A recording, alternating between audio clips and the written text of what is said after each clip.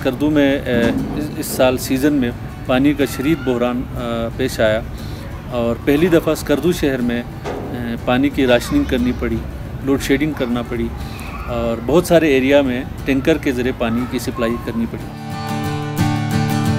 क्योंकि हुकूमत की तरफ से इस बहरान के पेश नज़र पिछले 22 सालों से सुनते आ रहे थे हम कि छतू नाला डाइवर्ट करेंगे और सतपारा डैम में शामिल करेंगे, लेकिन उस पर अमल दरामद नहीं हो रहा था।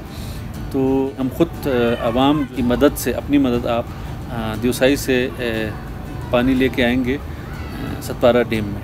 स्कर्दू के शहरियों ने इसको सपोर्ट किया। फिर उसके बाद इसके लिए बाकायदा कमेटियाँ बनी और उन्होंने सर्वे कराया, इंजीनियरिंग टीम ने जाके मौका मुलाहिज़ा किया। उसके बाद उन्होंने एक काबिल अमल जो मंसूबे के हिसाब से जो है इसका बाकायदा ऐलान किया और उसका इफ्तिताह भी हुआ और इस वक्त इस पर काम शुरू है।